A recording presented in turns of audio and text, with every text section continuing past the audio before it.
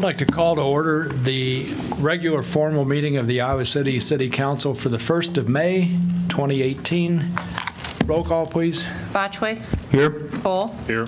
Mims. Here. Sully. Yep. Taylor. Here. Thomas. Here. Throgmorton. Here.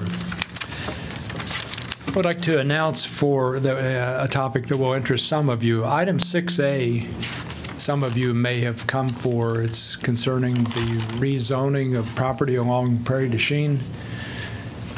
So we're going to defer we're going to continue our public hearing to May the 15th and defer our first consideration, our first vote on it until May 15th. If any, we're going to open the public hearing tonight, so if anybody wants to speak at the public hearing, they should feel free to do so. But we're not going to have staff make a formal presentation that, you know, we typically do.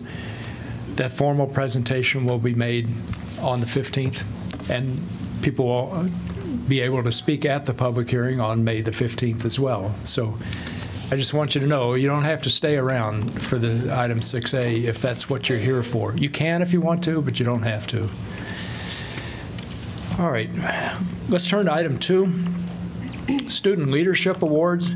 So we have 2 students receiving awards tonight, Brody Elgin and Kendra Schwarting from Grantwood Elementary. So Brody and Kendra, could you come up, please?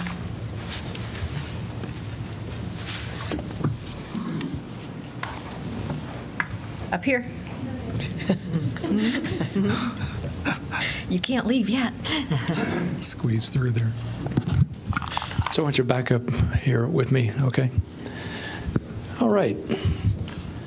So congratulations to both of you for receiving awards out at Grantwood Elementary, terrific elementary school.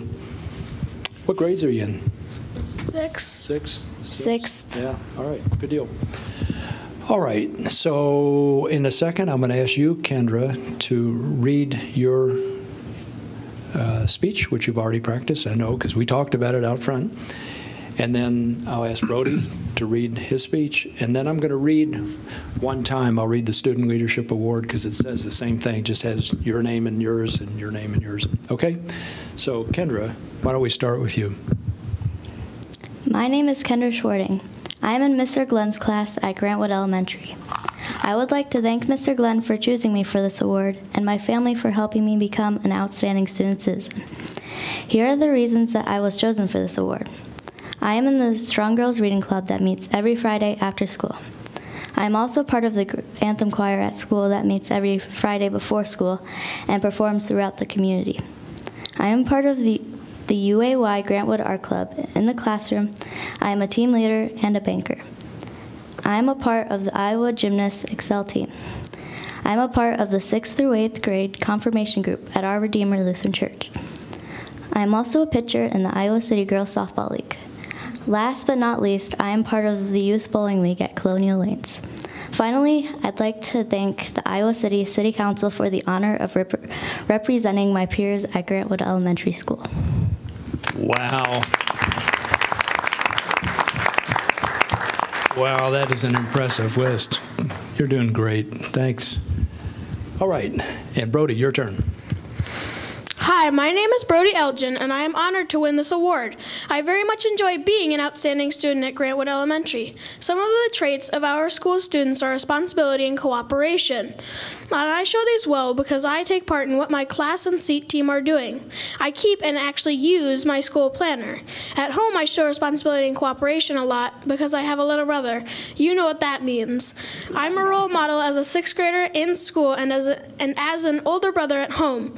I love learning because I want to have knowledge and wisdom about things. I also find joy in helping people because it's a respectful and kind thing to do.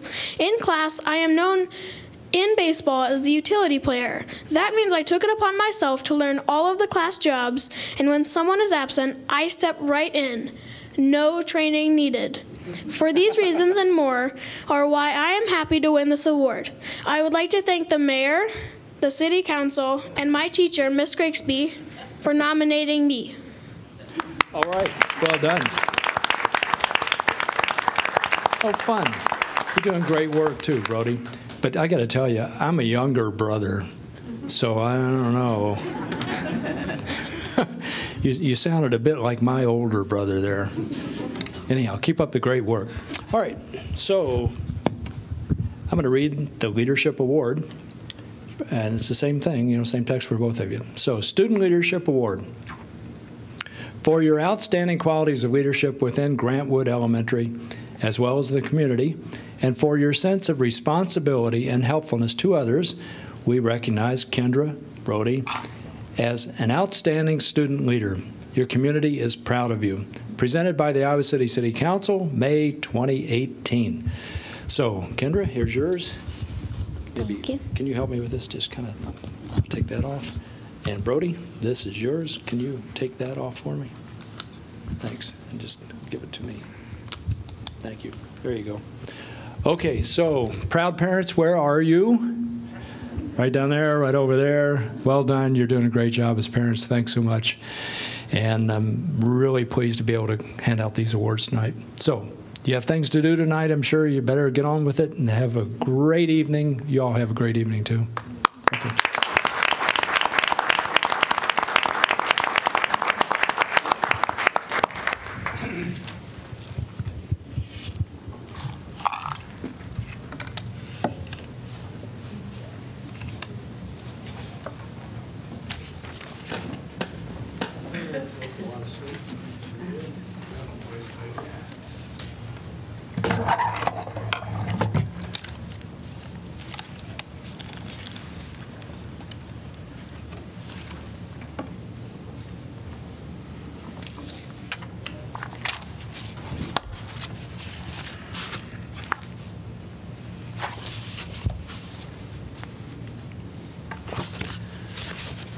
Okay, item 3, proclamations. We have 3 proclamations to read tonight. First concerns Bike to Work Week. I biked to work today. Da-da-da. So, City of Iowa City proclamation.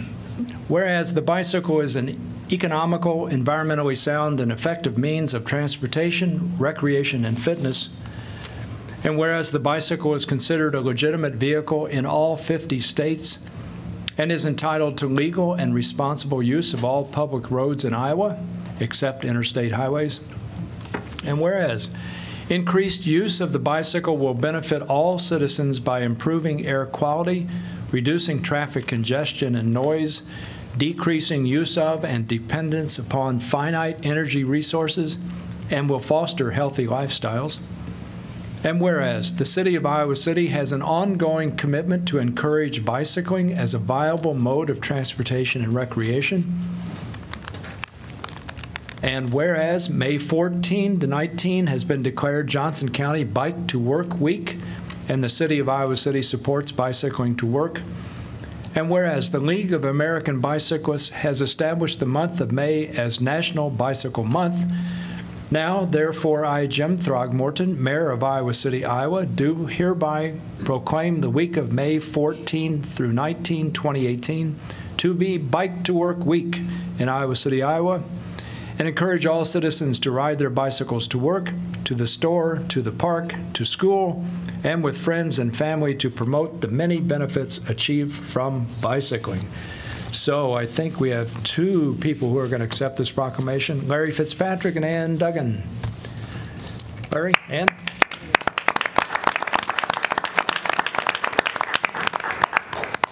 And maybe, Larry, could you come up and receive this? Ann, you could go ahead and talk if you want. Well, thanks for putting me after those kids from Grant Wood. They're great. As the older sister, I totally get Wood. Anyway, thank you for the Bike to Work Week proclamation. We've been working. We do work all year as bike advocates, and then when the spring starts rolling around, we start planning a month of events, which are really highlighted by the Bike to Work Week right in the middle. We really want to thank you. I want to thank the city staff for being such big supporters of active transportation. I think that means a lot in our community. Now that spring has sprung, we're seeing more bicyclists on the road. We had our first big event of the year last weekend with the Old Capitol Criterium, which brought in people from around the region and was tons of fun. We're going to have Ragbri for the first time in 42 years. And the World Cup Cyclocross, which was deemed the best one of all the World Cup events, will be back again this fall. In between those times, and those are clearly the highlights, we also have people who ride to work, who ride to school. We have children and adults who are learning how to ride bikes, and it's important for our community to continue to have accommodations for them to make it a civilized place where people aren't afraid to ride. The city's support of all this is shown with its adoption of the master plan last fall, and I think we're going to see some really great changes, and I want to thank you all for that as well. Last year's Bike Month, which had 30-some events on it, had cyclists from preschools to people in their 80s, and it was really quite fun. And this really is due to your support. So thank you again, and with your support, we'll just keep things rolling. Thank you, Ann.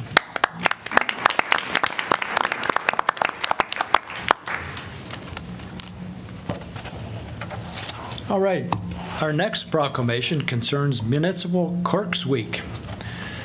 Whereas the office of the municipal clerk, a time-honored and vital part of local government, exists throughout the world, and whereas the office of the municipal clerk is the oldest among public servants, and whereas the office of the municipal clerk provides the professional link between the citizens, the local governing bodies, and agencies of government at other levels, and whereas municipal clerks have pledged to be ever mindful of their neutrality and impartiality, rendering equal service to all, and whereas the municipal clerk serves as the information center on functions of local government and community, and whereas municipal clerks continually strive to improve the administration of the affairs of the office of the municipal clerk through participation in education programs, seminars, workshops, and the annual meetings of their state, provincial, county, and international professional organizations, and whereas it is most appropriate that we recognize the accomplishments of the office of the municipal clerk,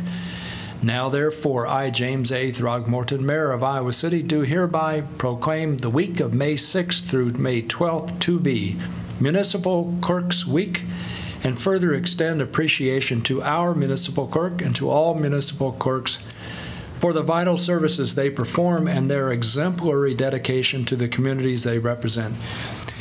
Do we have anybody here to accept this proclamation?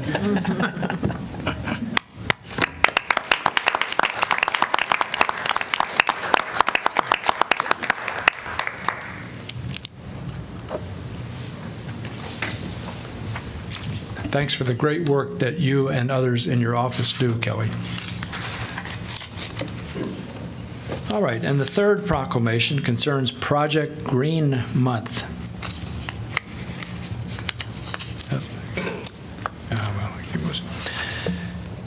Whereas Project Green, Grow to Rich Environmental Excellence Now, has served Iowa City residents since 1968, and 2018 marks the 50-year celebration of the organization's founding. And whereas through the years, the nonprofit organization's commitment to the local environment has funded more than $2 million in community projects, and whereas the all-volunteer Project Green effort has grown to now include parks, roadsides, riverfronts, and median parkways on state, county, and city properties and public school grounds, and whereas Project Green also supports efforts to educate citizens about the importance of beautifying private property, and whereas the City of Iowa City wishes to honor and recognize the organization's dedication and many years of service to the area and its ongoing partnership with Iowa City, now, therefore, I, Jim Throgmorton, Mayor of Iowa City, do hereby proclaim the month of May 2018 to be Project Green Month in the City of Iowa City, and encourage all residents to support the Project Green plant sale on May the 5th and to enjoy the many beautiful areas in the community that Project Green has made possible. So we have, I think, 4 people here to accept this proclamation: Cindy Parsons, Diane Allen, Jim Maynard, and Laura Hawks.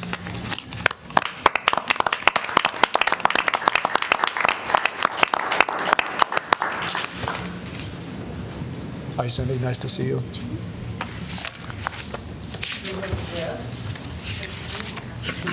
For everybody.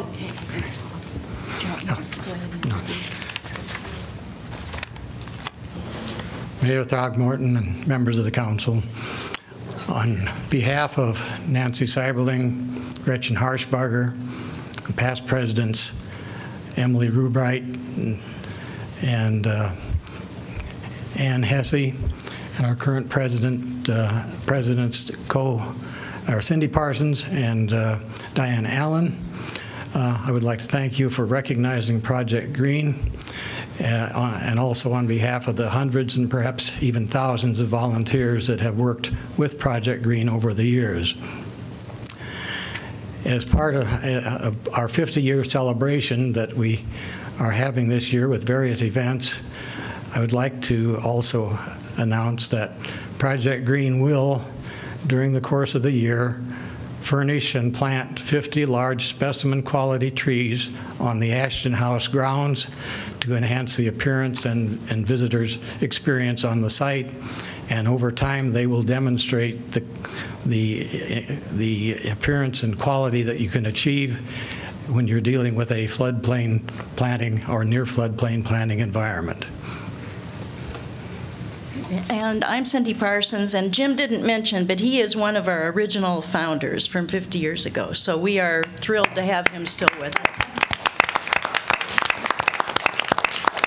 And then also here with us is Laura Hawks, who prepared, she's our landscape architect, and she's the one who prepared the annual report that's in the It's a great packet. annual report. So thank you. That's who we are. And if there's any questions or anything about the annual report, we could stay around, or if it's fine, then it's fine. So, but we're thrilled to continue this partnership with the city. It's been strong for 50 years, and we hope it's strong for another 50 years. So, thank you. Thank you. Thanks so much. Keep up the great work. It's really beautiful work.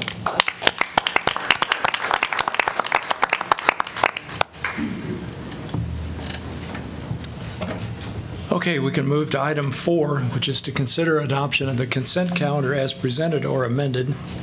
So moved. Second. Moved by Mims, seconded by Botchway. Discussion? Hearing none, roll call, please. Botchway? Yes. Cole? Yes. Mims? Yes. Salee? Yes. Taylor? Yes.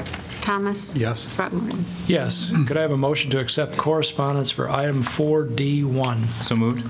Second. Moved by Botchway, seconded by Thomas. All in favor, say aye. Aye. Opposed?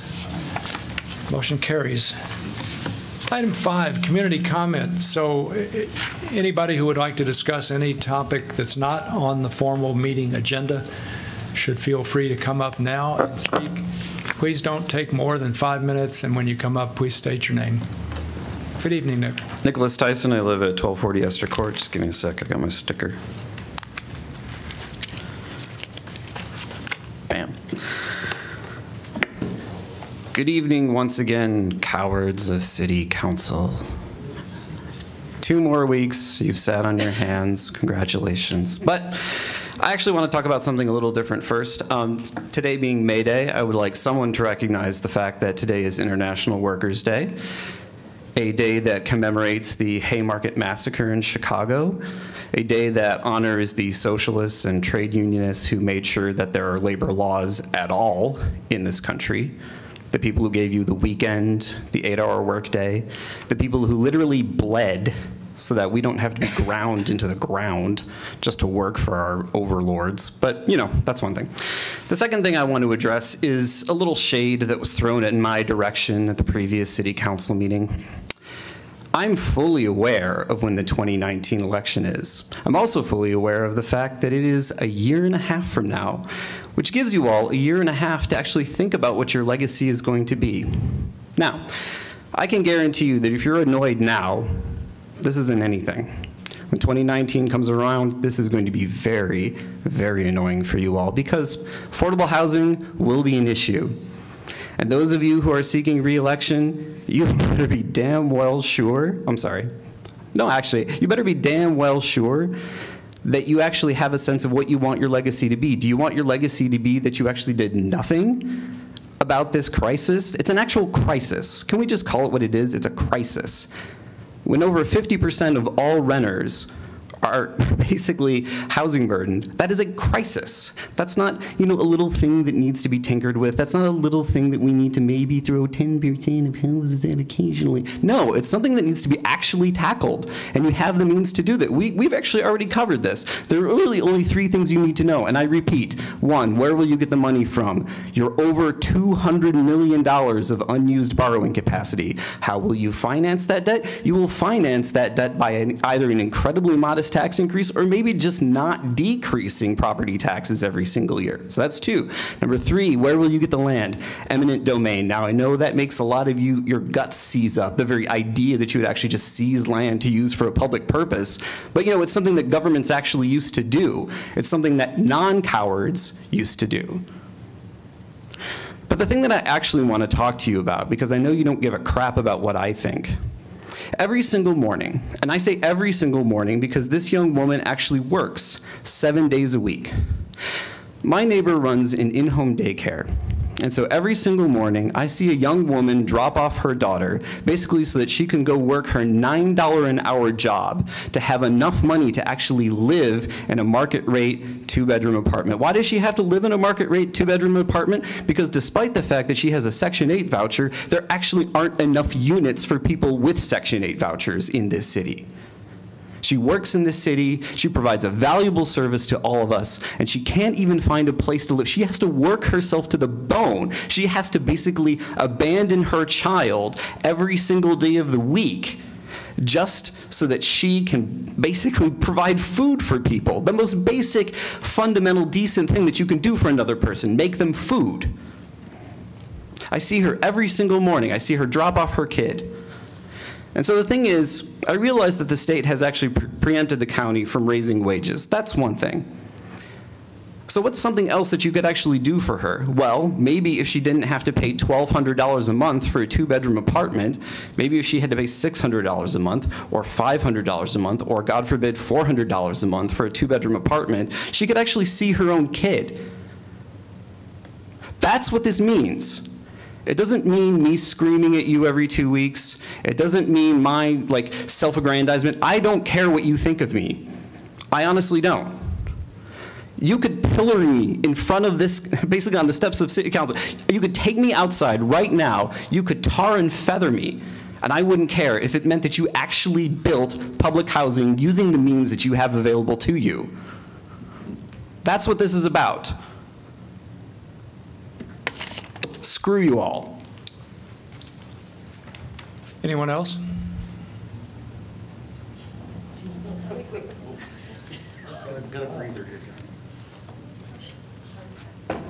Good evening. Hello, my name is Lorraine Dorfman, and I'm a Senior Center Commissioner, and I'm here today, this evening, to give a little update on what's going on at the center. In case you don't know all of the events that are forthcoming. May is a particularly busy month. Not that we're not always busy, but anyway. First of all, as I'm sure you know, Linda Copping's last day was last week. She retired as coordinator, and people in the audience may not know this either, as a coordinator of the center after 23 years and accomplished quite a bit. We'll have an interim coordinator, Ashley Monroe, until the position is filled. Some other important things. After more than a year of work, finally the Friends of the Center website is up. And that's www.icseniorcenterfriends.org. And it's not just a website that asks for donations and highlights some comments by donors, but it really gives an overview of the center and some of the programs and services that are offered.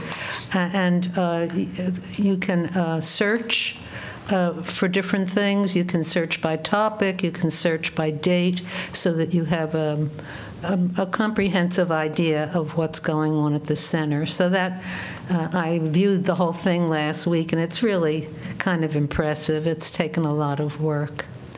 Some other things, some events. There's going to be a major one-year event, the Member Engagement Fair, on May 15th, and at that time there'll be different booths highlighting what goes on at the center, the work of different committees, of the staff, of the commission itself, so that members and prospective members can get a better idea of what's going on at the center. Again, that's May 15th. Last week there was another event, a donor reception for people who had donated to the center in the last year or so, and that was a very nice event.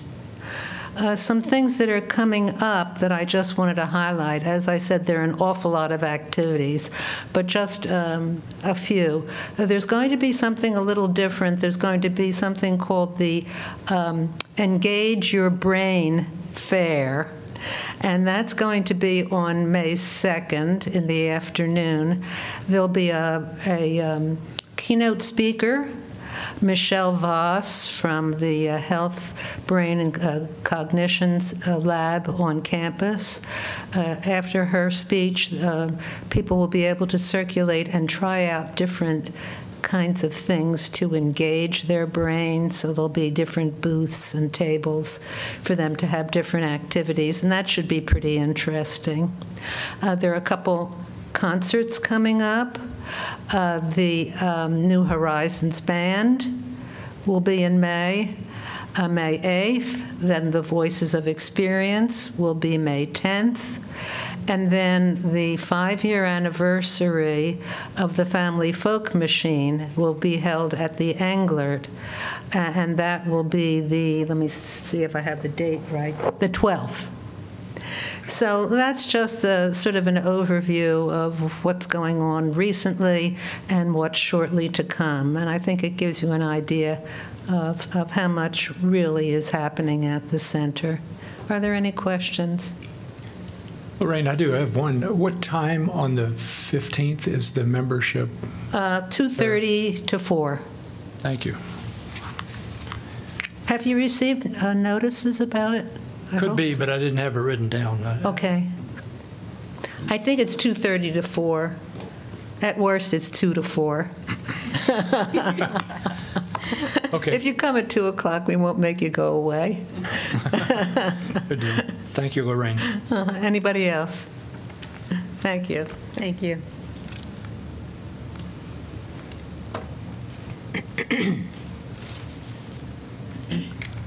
Good evening, Sarah.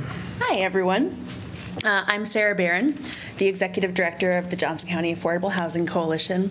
And I'm here tonight with two of our board members, John McKinstry and Mark Sines. We figured, since affordable housing is a topic you all have been discussing a lot lately, that it was time for us to come and just do a little bit of a check-in with you and remind you that we're here and that we are really interested in continuing to talk with you all about affordable housing solutions and the great benefits to our community of investing in affordable housing. And so John has just a brief statement to share with you from our board to you all in support of the work that everyone has been doing. So I'll turn it over to him. Hi, John. Dear Iowa City Council and city staff, on behalf of the Johnson County Affordable Housing Coalition, we'd like to express our appreciation for Iowa City's leadership in affordable housing. Affordable housing is a critical and urgent issue. Living in housing that we cannot afford means increased economic insecurity, harm to our physical and mental health, and an inability to meet our most basic needs. Simply put, lack of affordable housing threatens the stability and prosperity of our entire community. When a community commits to affordable housing for all its residents, we make invaluable investments in our safety and wellness, our workforce, our economic growth, and our neighborhoods. Affordable housing makes our community strong. Even though support for affordable housing is just plain common sense, true leadership and action on affordable housing requires innovation. It requires vision. It requires courage and persistence. And we have seen these qualities demonstrated by the Iowa City Council and by the Iowa City staff. In the face of mounting restrictions on your time and on your resources, residents of Iowa City understand that our community needs to prioritize affordable housing for every one of us. We as residents have demonstrated the will and resolve to support our city leaders who exhibit an ongoing commitment to affordable housing, to innovation, vision, courage, and persistence. We appreciate you for all you've done. We commit to our continued support for this work, and we urge you forward in pursuit of even more progress toward the goal of a strong, safe, and prosperous Iowa City for all of us. Thank you. Thank you, John. Thank you. Anyone else? Anyone else?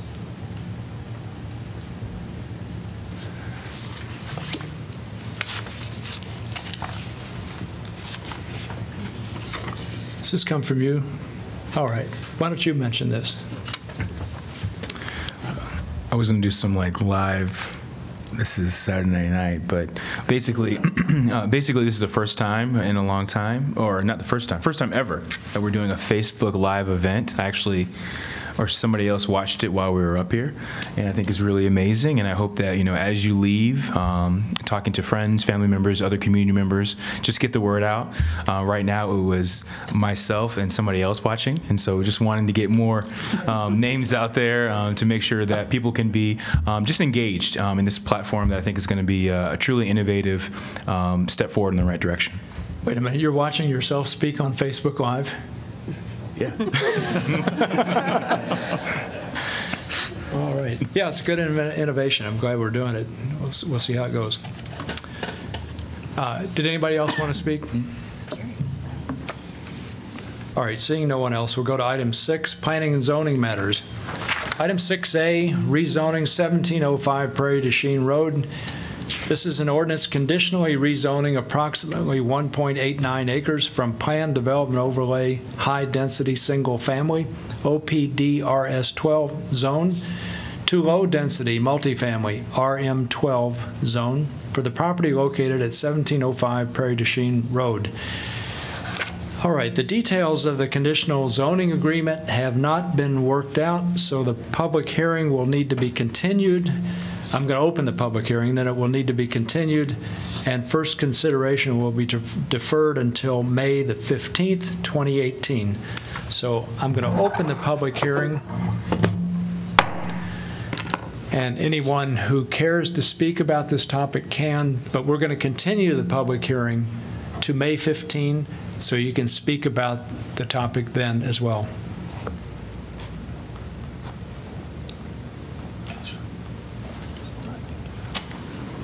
Good evening. Good evening.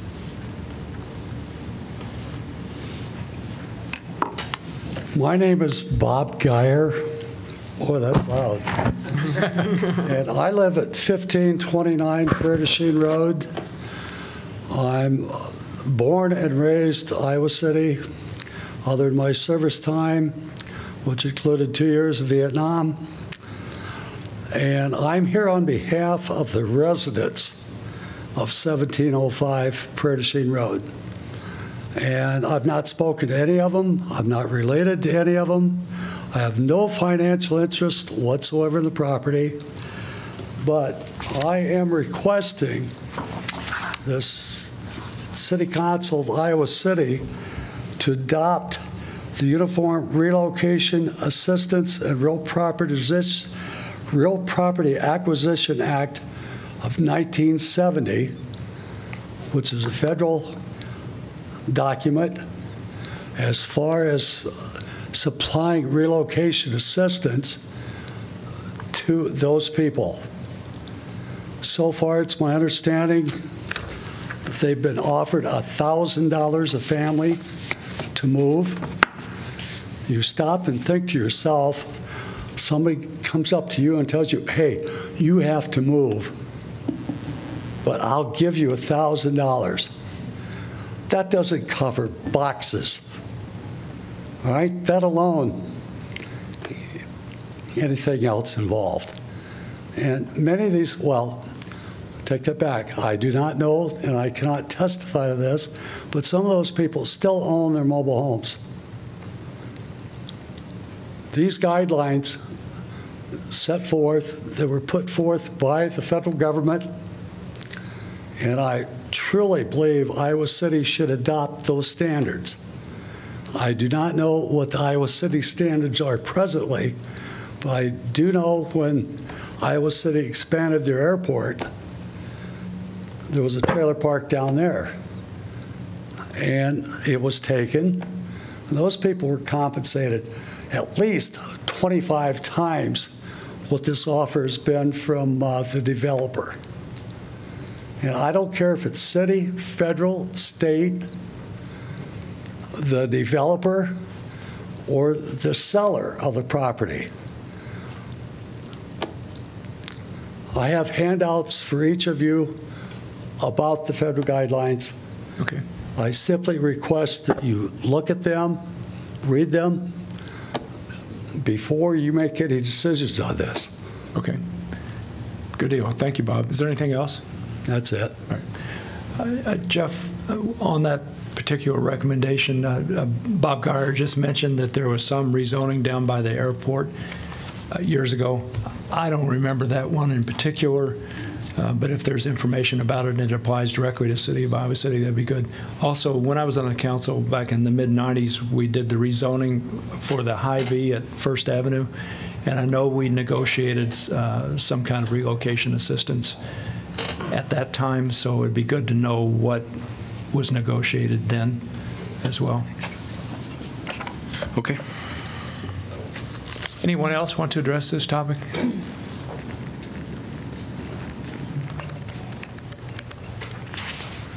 Kurt Moore, I own the property. Good evening. So just so you know, it's not our intention to kick anybody out on the street. The problem is with the property is it's timed out. I went through last December and I had to replace about 60 foot of sewer line. When I dug that up, I came across Orangeburg. I don't know if you're familiar with that, but it's like a cardboard sewer line, galvanized and cast iron. That was just 60 feet out of the whole trailer court. It collapsed, and plus I had leaking water lines. So the whole place is basically it's a time bomb, and it's a point where now's the time to do away with it. I can't afford to go in there and replace all the water and sewer lines. Our tenants pay $175 a month. Nobody in Iowa City in a trailer court charges $175 a month. That includes sewer, water, and trash. I'm subsidizing the people right now, and I appreciate affordable housing, but now's the time for this to go away, and it's timed out. And all the property around that is already zoned the RS or RM12. So it's not anything that's not already there. We're not asking for anything more than just changing it. You're looking at basically the same amount of bodies. And it's going to improve the look of the neighborhood. I don't know if you saw the minutes for the previous meetings, starting from the very beginning when the developer for Foster Road met, Nobody showed up to complain about Foster Road traffic or anything else. We show up, now we have a problem with traffic. There is no problem. That's a separate issue. We need to take care of the city and make it look better. And this is one way. The only complaint at that meeting was, what's going to happen to that trailer court? When's it going away? Well, we have a solution now. And it's good for you. It's good for everybody.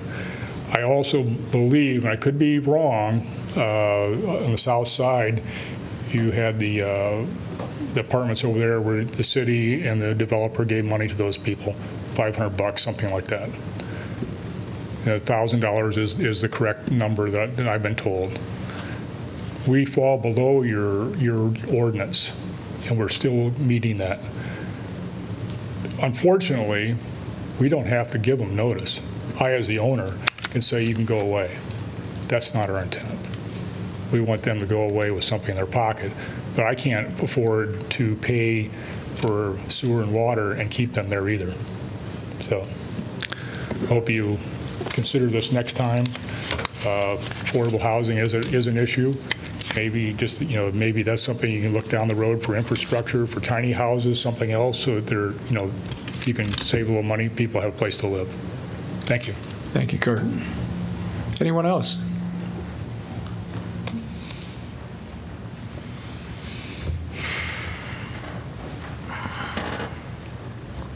Good evening. Good evening. I'm Kathy Penningroth. I live at 1613 Prairie du Chien Road, which is right next door to the said trailer park. Myself and various neighbors have several concerns, and I know that these things may be considered at the first hearing, but I think it's probably good to tell you what some of us are thinking. First of all, I want to support the proposal to provide the trailer court residents with adequate money to relocate. And second of all, speaking for just myself, I would like to see some affordable housing in that area. Now, there have been apartment houses proposed for that particular site, 1705, and many of us do not think that they correspond with the neighborhood. We have no apartments in the neighborhood. We do have some two-family dwellings, but we prefer townhouses or duplexes or something that looks more like what exists in the neighborhood. And this is not to keep out people.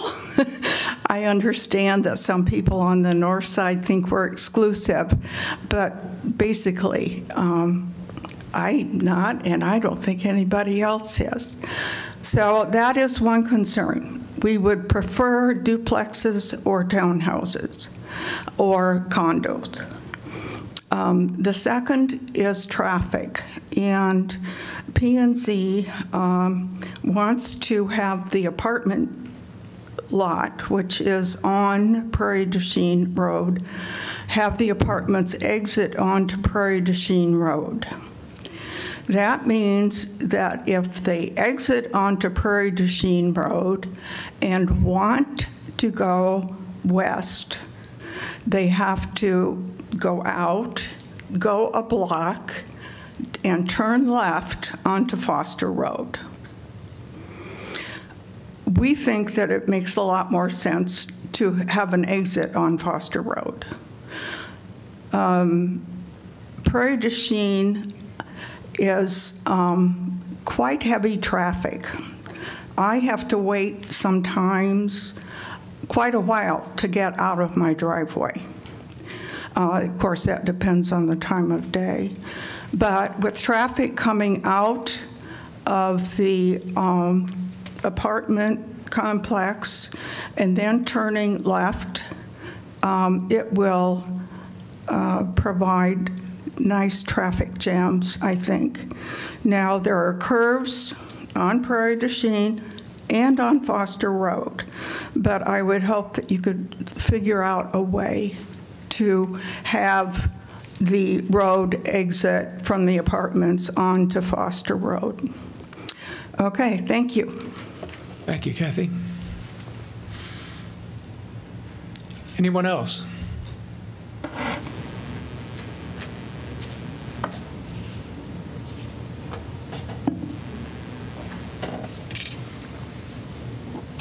All right, seeing no one else, could I have a motion to continue the public hearing to May the 15th? So moved. Second. Moved by Botchway, seconded by Soleil. All in favor, say aye. Aye. That's right, yeah. Motion carries. Could I have a motion to defer first consideration to May 15th? So moved. Second. Moved by Botchway, seconded by Mims. All in favor, say aye. Aye. Motion carries.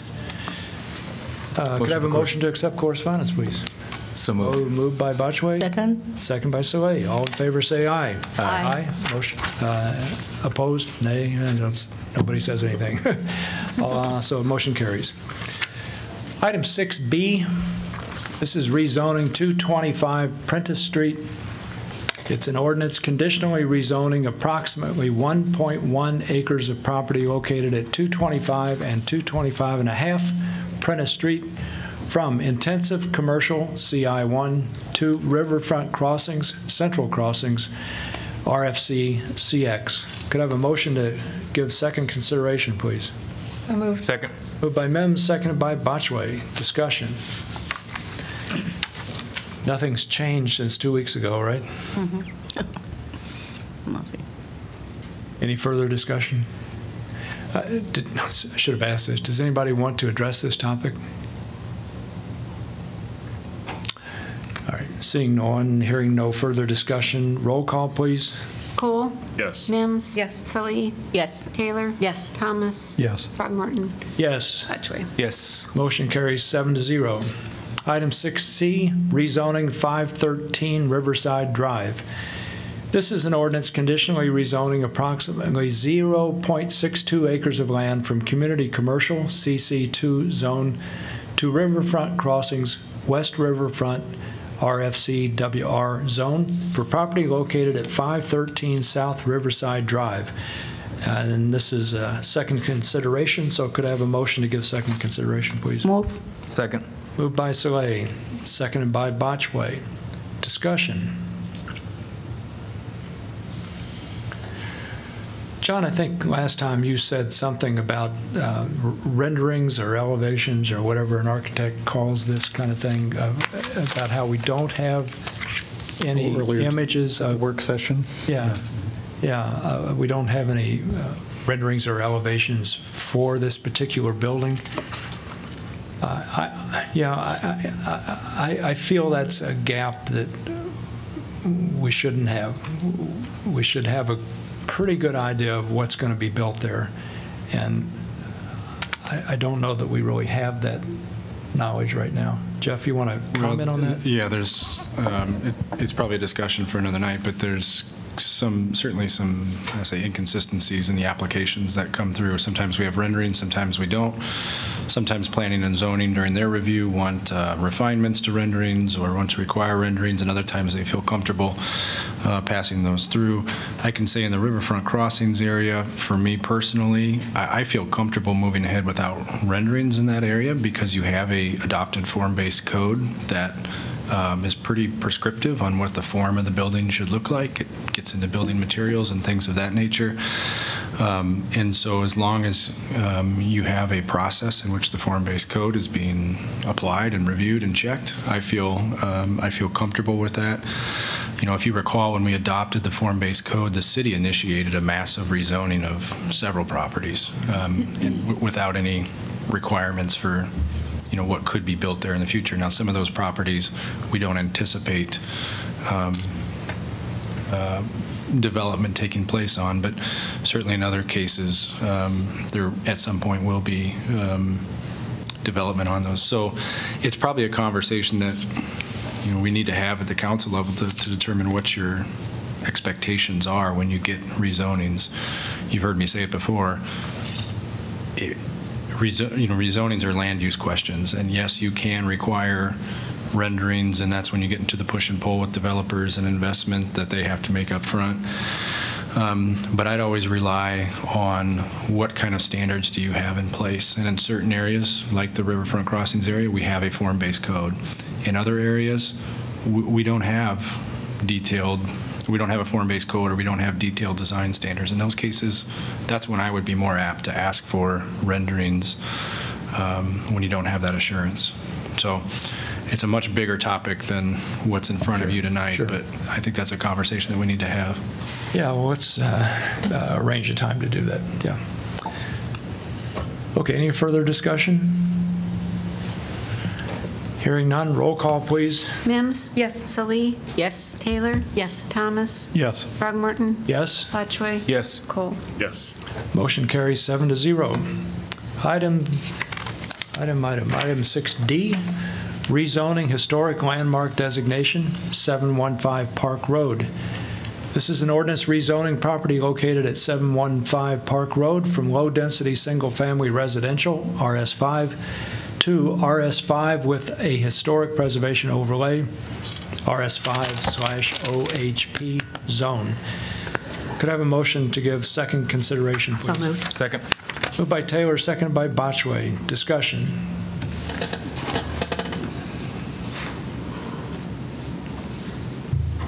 Hearing none, roll call, please. Salee? Yes. Taylor? Yes. Thomas? Yes. Throgmorton? Yes. Botchway? Yes. Cole? Yes. Mims? Yes. Motion carries 7-0. Item 6E, rezoning historic landmark designation, 1029 North Dodge Street. This is an ordinance rezoning property located at 1029 North Dodge Street from medium-density single-family residential, RS8, to RS8 with a historic preservation overlay, RS8/OHP. Again, this is second consideration. Move second consideration. Second. Moved by Mims, seconded by Botchway. Discussion. Hearing none, roll call, please. Taylor? Yes. Thomas? Yes. Throgmorton? Yes. Botchway? Yes. Cole? Yes. Mims? Yes. Salee? Yes. Motion carries 7-0.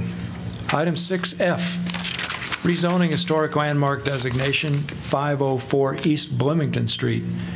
This is an ordinance rezoning property located at 504 East Bloomington Street from commercial office, CO1, to CO1 with a historic preservation overlay, CO1/OHP. Again, this is second consideration. So moved. Second. Moved by Botchway, seconded by Saleh. Discussion. Hearing none, roll call, please. Thomas? Yes. Throgmorton? Yes. Botchway? Yes. Cole? Yes. Mims? Yes. Salee? Yes. Taylor? Yes. Motion carries 7-0. Item 6G, rezoning historic landmark designation, 213 East Market Street. This is an ordinance rezoning property located at 213 East Market Street from Central Business Support, CB5, to CB5 with a historic preservation overlay, CB5/OHP. Again, second consideration. So moved. Second. Moved by Taylor, seconded by Botchway. Discussion. Hearing none. Roll call, please. Throgmorton? Yes. Botchway? Yes. Cole? Yes. Mims? Yes. Salee? Yes. Taylor? Yes. Thomas? Yes. Motion carries 7-0. Item 6H, rezoning historic landmark designation, 412 North Dubuque Street. This is an ordinance rezoning property located at 412 North Dubuque Street from high-density multifamily residential, RM44, to RM44 with a historic preservation overlay, RM44/OHP. Again, second consideration. So moved. Second. Moved by Botchway, seconded by Thomas. Discussion. I would just make a quick comment on these last 5 that we've done for the audience, and particularly for anybody watching on TV. These are 5 that we spent a great deal of time going through 2 weeks ago, or 2 or 3 weeks ago at our last meeting, in terms of the detail of whether each of these warranted this historically unmarked designation. And I think we really vetted them very carefully at that time, and so I think we're all very comfortable, and that's kind of why people see us very quickly moving through these with no discussion. Right. Any further discussion? Hearing none, roll call, please. Batchway? Yes. Cole? Yes. Mims? Yes. Salee? Yes. Taylor? Yes. Thomas? Yes. Throckmorton? Yes. Motion carries 7-0. Item 6I, Iowa City Industrial Campus. This is a resolution approving the preliminary and final plat of Iowa City Industrial Campus, Iowa City, Iowa. Could I have a motion to approve, please? Second. Moved by who? Me. Oh. Taylor, second by Botchway. Is that the sequence? Good evening, Bob. Evening. Some of you may recall that the council approved a preliminary plat on this property in 2010. Preliminary plats expire after 2 years, so this plat has expired. The proposal is just to reapprove the previously approved plat. It provides for 3 development lots on 420th Street and 3 additional outlots. 2 of those are potential for future development, and 1 outlot is for a wetland mitigation area. So at this time, we're recommending approval of both the preliminary and the final plat. Be happy to try to answer any questions. Any questions for Bob? I'm not hearing any. Thanks, Bob. Any discussion? Council discussion? Hearing none, roll call, please. Cole? Yes. Mims? Yes. Salee? Yes. Taylor? Yes. Thomas? Yes. Throckmorton? Yes? Batchway? Yes. Motion carries 7-0. Item 7, transit funding application. This is a resolution authorizing the filing of an application with the Iowa Department of Transportation for FY 2019 Iowa DOT State Transit Assistance and Federal Transit Administration funding. I'll open the public hearing. Would anybody like to address this topic? Bye, Mark.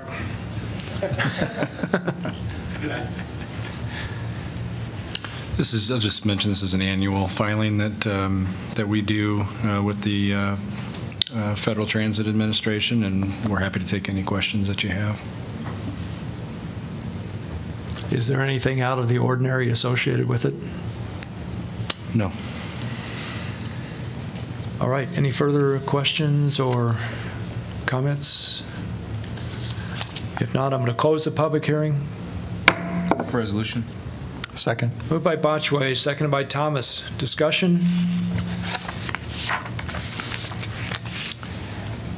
Hearing none, roll call, please. Mims? Yes. Salee? Yes. Taylor? Yes. Thomas? Yes. Throckmorton? Yes. Batchway? Yes. Cole? Yes. Motion carries 7-0. Item 8, asphalt resurfacing 2018.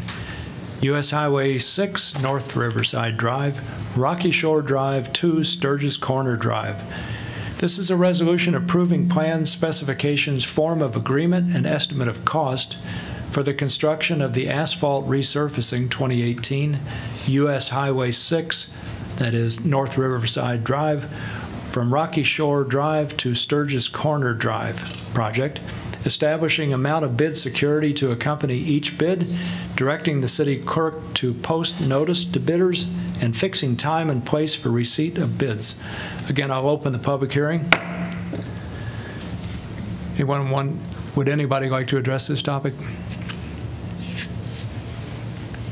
Seeing no one, I'll close the public hearing. Move for resolution. Moved by Botchway. Second. Second by Mims. Discussion. So this particular project will include the reconstruction of the intersection of Myrtle Drive with Riverside Drive. Ron, do you want to say anything about that at all, other than that's a good thing?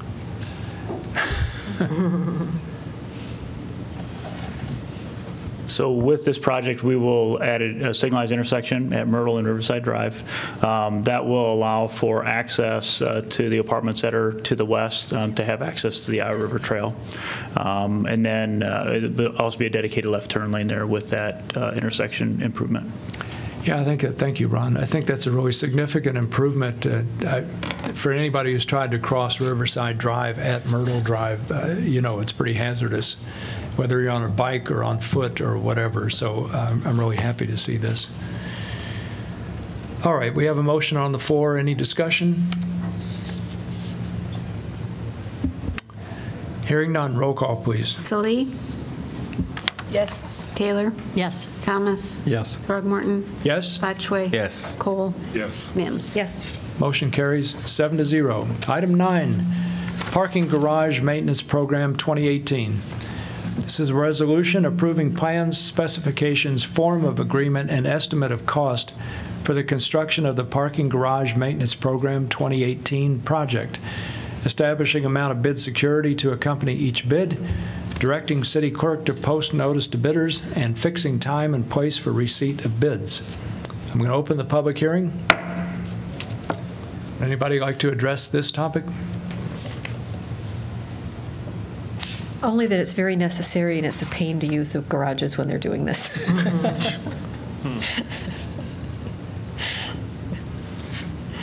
I guess I'm going to close the public hearing now, seeing no one else. Move for resolution. Second. Moved by Botchway, seconded by Mims. Discussion? Hearing none, roll call, please. Taylor? Yes. Thomas? Yes. Throgmorton? Yes. Botchway? Yes. Cole? Yes. Mims? Yes. Salee? Yes. Motion carries 7-0. Item 10, Iowa City Housing Authority's annual plan for fiscal year 2018. This is a resolution adopting the Iowa City Housing Authority's annual plan for fiscal year 2018. Why is this says open public input, so it's, yeah, I don't know. I'm going to open public input. Steve, do you want to address this? Hold on, Nick, and let him speak first. Yeah, just if you had any questions about the report. This is basically, HUD requires us to, every 5 years, have a 5-year annual or 5-year plan. We usually do that in conjunction with the city steps plan with community development. And then the annual plan is really an annual report where we report our progress in terms of the functioning and operation of our programs. Am I right in thinking that Section 8 housing is part of the annual report, or is it just public housing? No, both. The Section 8 program, or the Housing Choice Voucher Program, public housing, the Family Self-Sufficiency Program, and the Housing Choice Voucher Home Ownership Program. So with regard to Section 8 housing, we have over 1,000 units in the area served by public housing. I mean vouchers, not we have vouchers. We do. Yeah, we have 1,215 housing choice vouchers and 83 veteran supportive housing vouchers, and then the 81 public housing units that the city owns and manages. Right. Okay. Thank you. You're welcome. Anyone else? Nick, I know you want to talk about this. Normally, Nicholas Tyson, 1240 Hester Court. Normally, I would have addressed this in the regular community comment section, but this is actually specifically relevant to the plan.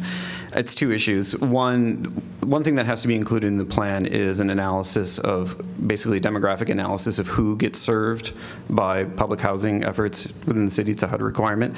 The other thing that is covered in the report is basically what external grants get applied for. And the reason why I wanted to I'll address the issue of external grants first, because it has been brought up by council members previously. There was a sort of, oh, gee whiz, I guess, when are we ever going to get federal money to help us out, even though we could actually build it ourselves?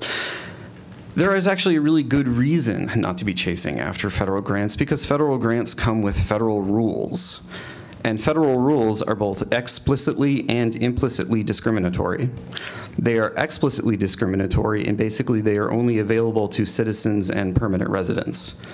So basically I realize that we're not supposed to talk about the sanctuary city issue, but if you're an undocumented immigrant and you're living somewhere in Johnson County, you're basically in a kind of no man's land when it comes to housing, particularly when it comes to the few forms of subsidized housing that actually do exist, because you can't actually use a federally subsidized housing unit. And that is if you receive any federal money at all. And that's not even getting to the fact that you have to deal with a current administration and a HUD secretary who basically wants to destroy public housing in this country. I mean, Carson has actually already eliminated the Obama-era rule that ensured actual enforcement of the Fair Housing Act, so that's the implicit bias. And then in addition, Carson recently suggested to raise the rent for all federally subsidized housing units to 35% of income, which, by the way, 35% of income is de facto housing burdened. That is automatically over the 30% housing burden threshold. So these are the rules that will get applied when you chase after federal dollars. And I already kind of touched on the issue of who actually gets served, but the thing is, when you look at particularly the issue of the trailer parks has come up. That was trailer parks that are actually in the city, but not a lot of attention is actually paid to the trailer parks that are immediately butt up against city boundaries, or places like Breckenridge where they have coliform outbreaks and where there actually are a lot of undocumented people living. And they live there precisely because they get shut out of the local housing market in the city. And when it comes to the issue of who gets served, there has been this steady accretion, not even accretion, it's been sort of a dissipation, that basically working class people have been slowly but steadily pushed out of the city. I mean, you have the explicit displacement, in Rose Oaks, the near displacement in Forest View, the current displacement in Prairie du Chien plot. But then you also have the implicit displacement to the fact that, I wore this shirt today because everybody knows that Iowa City is ridiculously expensive to live in. They know it so well that it's literally a meme that you can buy a t-shirt making fun of. So that's the two things. You don't actually want to be going after it. If you really want to serve every single member of this community adequately, then you don't want to chase after federal dollars. And as I hate to remind you, you don't have to. Thank you. Anyone else?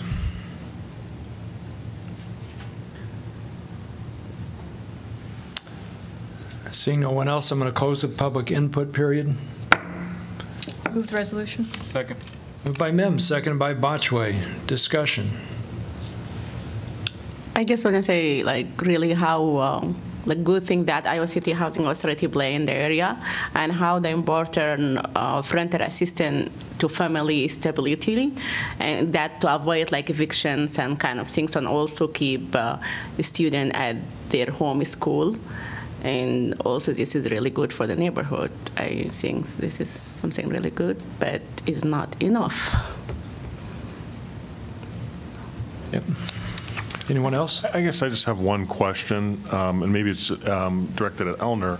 This question of the Uniform Relocation Assistance and Real Property Acquisition Act, is that something that's solely limited to projects in which we receive federal funds, or as a condition of receipt of federal funds, would we have the authority to do relocation assistance, either under the state or federal law, in terms of displaced residents? The federal relocation guide or laws apply when federal money is involved. They apply when we're exercising eminent domain authority.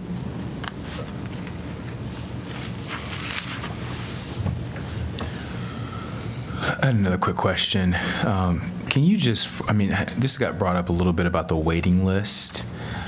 So we have a waiting list, and we talk about, just kind of help me have a better understanding as far as I'm looking at the participants on the waiting list and the number of people we have on the housing choice voucher waiting list compared to the public housing waiting list. Can you speak to why we have such a waiting list, and what have we been doing to address that issue? Yeah, I would say that the number one reason for the number of people on our waiting list is the simple fact that people think we are the Iowa Housing Authority. And then they hear that our waiting list is open, and they think that they're applying to a waiting list for the entire state of Iowa.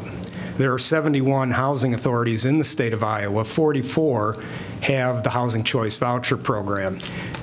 No other housing authority, not even Des Moines, because Des Moines is what they call the Metropolitan Housing Authority.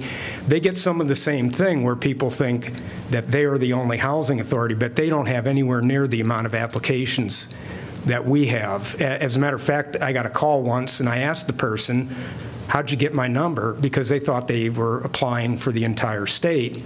And she said, I called directory assistance and I asked for the Iowa Housing Authority and they gave me your number. So that's the biggest reason.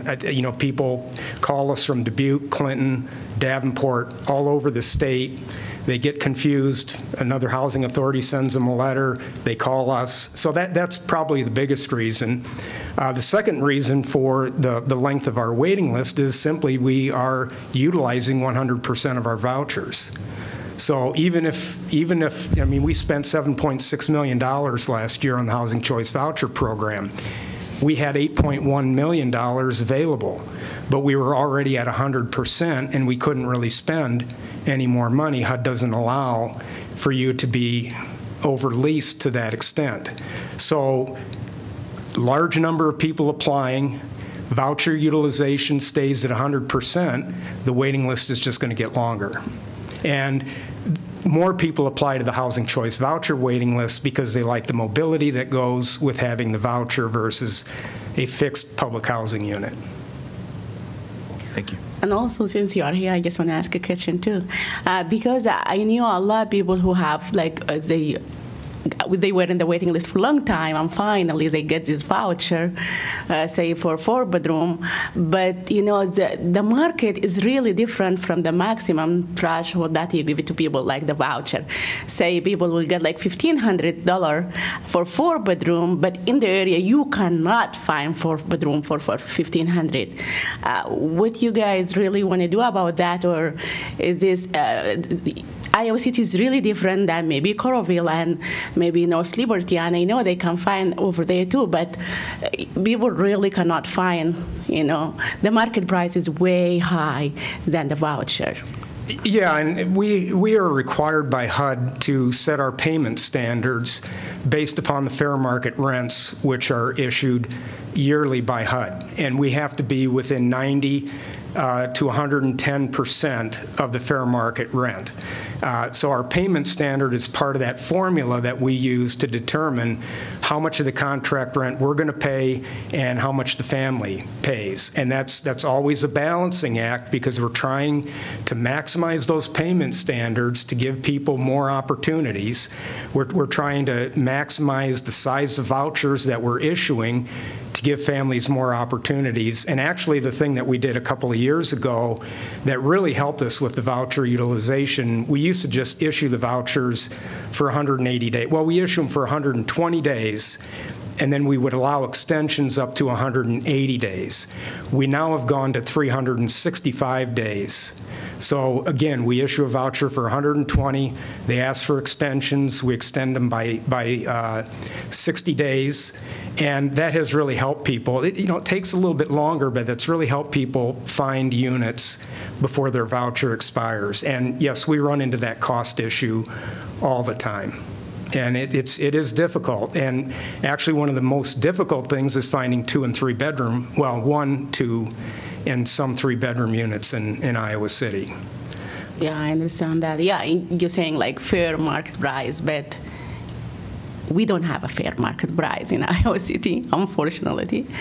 But yeah, I don't know. Yeah, well, and the thing is, a couple of years ago, HUD raised our fair market rents by, an average of 17%. And Chris Ackerson, who used to be in community development, and myself, along with Casey Cook, analyzed rents, and we could not find any tangible data to support a 17% increase in those fair market rents.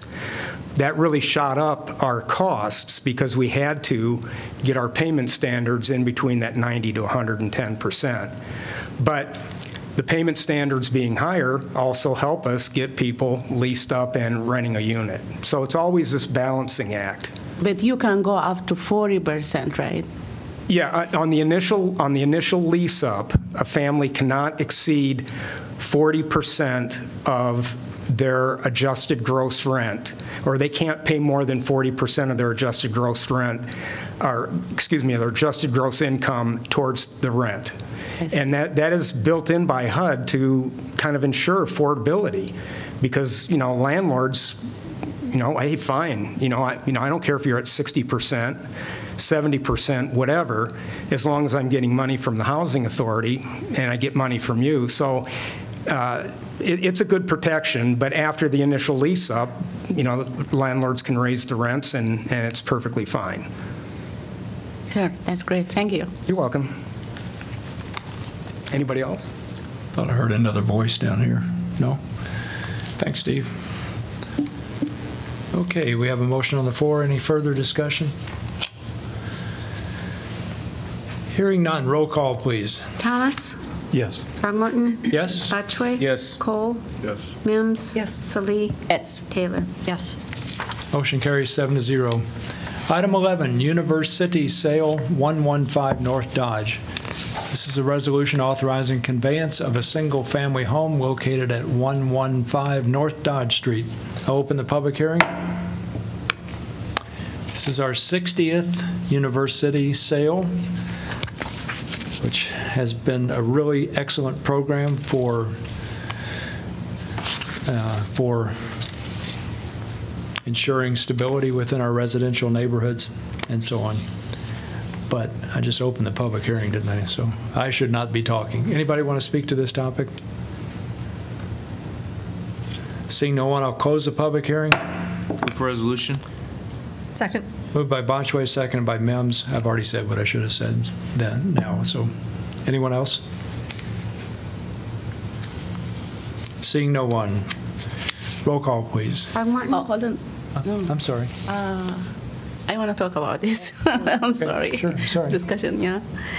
I was earlier asking Tracy about, I feel like I would like to know really the data. Maybe she doesn't have the data of the demographic people who buy this kind of houses and how they advertise it, because really this program, myself being looking for house forever, this is the first time I know about this program when I start running for the city council and learning about what's going on in the city. That's how I knew about it, even though I being really, working as a community organizer, close to city council's member, but I didn't have no idea. That's why I think the advertising of this program should be really, I don't know how, but we have to expand it to the low-income people. And also, I know that, I hope if Steve was here, I want to ask him also, because I know Section 8, people can buy, if they have a Section 8 voucher, they can buy a house through that. And there is many people who bought a house in the range of 100. Okay, here you go. I want to really ask you about how many people, having Section 8 voucher has been they bought a house through Section 8. Yeah, I just left the annual report in my office. I believe the total number of vouchers that were converted for home ownership, and it's in the report, I believe is about 40 or 45, and we currently have 15 families that are active participants in the home ownership program. Typically what we see is their income goes up and they go off the program. Yeah. So I believe it's 40 or 45 was the total. I guess that's great of transition, helping people from buying a house and you give them helping for the voucher for the mortgage, and after that we'll get off from the program. It is really great, but the way that how those people can know there is something called university housing. We need the people who have Section 8 to also know about this opportunity, since they have a voucher. Beside their income, they can be eligible for those buying those houses, and really I don't know. I think still 185, and we're coming to the other one 205. this is still not like affordable. I know it's going to be affordable for certain people, but we doing everything for those only 60%, 70%, 80%, many things. When we have TIF also, that's the range. And now for the university house, what are we doing for the people who are very low income, the 30% income, who are not doing anything? That's what we really need to think in the futures about this is really crisis, as they said before, and we need to think about it as soon as possible. That's all I want to say about this. Thanks. I want to take a stab at describing a little bit about the background of the university program. And I'm probably going to get some of this wrong, so Eleanor and Jeff and maybe Tracy could help on this. It was started around 5 years ago. It was an initiative that initially involved a collaborative effort on the part of the University of Iowa and the City of Iowa City, and it was designed to do two things: to stabilize residential areas that were located near the university, because there's so much demand, pressure from student demand for housing, and to enable people who work at the University of Iowa to find housing that was close to the university. I think that was the original purpose, those two things. Maybe 3 years ago, the university pulled out of that collaborative effort. So instead, it became a program that was run entirely by the City of Iowa City. And the purpose became mainly to focus on trying to help stabilize those residential neighborhoods. We now have, this is the 60th house we sold. The next one's going to be the 61st. Great, yeah. Yeah. But there are, Jeff, I don't know, there are 3 or 4 in the works this fiscal year. Tracy, I'm sorry. No better than I would. We're acquiring 2 more. We have 4 left to rehab.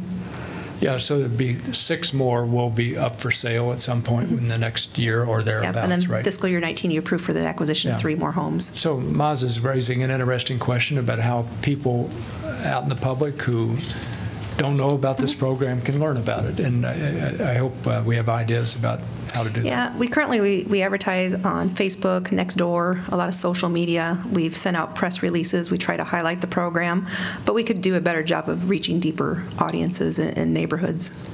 So we can work on that. Sure, I know you can. Yeah. Thanks.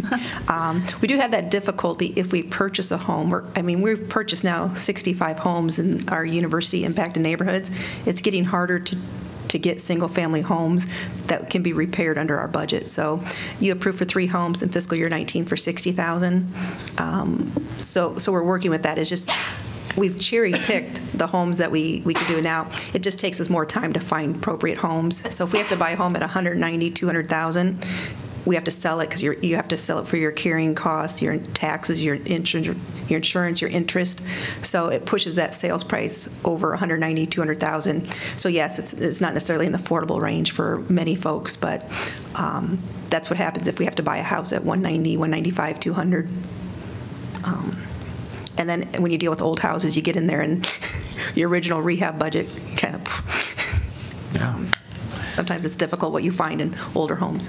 Indeed. Thank you, Tracy. Okay, we have a motion on the floor, right? So discussion? The only thing also I want to ask Jeff maybe or one of the staff about when they say there will be no impact on the general fund for ongoing operation expenses. What do you mean by that? So we no longer own the home, so there's no maintenance. We're not obligated to maintain the home. That burden shifts from the city to the buyer of the property. You mean the ongoing, yeah, okay. The ongoing maintenance, correct. Sure. Any further discussion? Hearing none, roll call, please. Throgmorton? Yes. Botchway? Yes. Cole? Yes. Mims? Yes. Salih? Yes. Taylor? Yes. Thomas? Yes. Motion carries 7-0. Item 12, University Sale, 619 North Johnson. This is a resolution authorizing conveyance of a single-family home located at 619 North Johnson Street. I'll open the public hearing.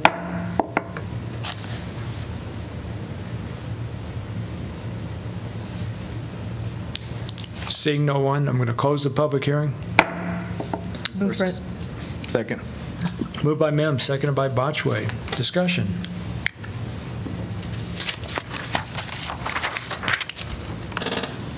Hearing none, roll call, please. Botchway? Yes. Cole? Yes. Mims? Yes. Salee? Yes. Taylor? Yes. Thomas? Yes. Throckmorton?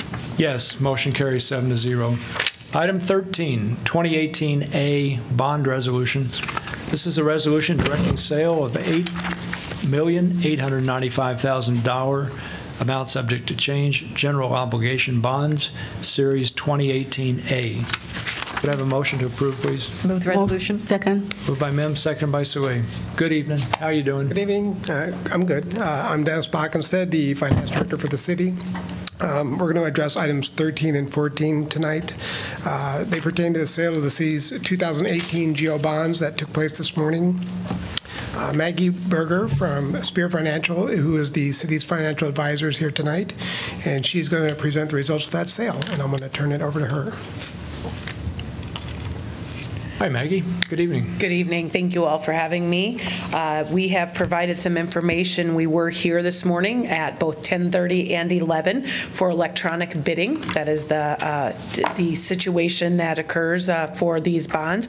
We will note that the $8,895,000, which is on item 13 for general obligation bond series 2018A, we are recommending that we sell those bonds to BOK Financial Services out of Milwaukee, Wisconsin, at a true interest rate of 2.5979%. There were 5 bidders. We did have a discussion. There were only 2 bidders for your tax-exempt issue last year, so we are very happy with the 5 bids that were received this year. Part of that discussion is we did keep these bonds bank qualified, so you are selling tax-exempt bonds as item 13 and taxable bonds as item 14. There was discussion with your finance director early on in the process in an attempt to keep bank qualification, and we do believe that is what led to additional bidders versus being over that $10 million bank qualification amount. We have provided you a copy of the Moody's rating report as well. I'm sure that you've been informed, but you have maintained and kept your AAA rating from Moody's. We appreciate all of your staff.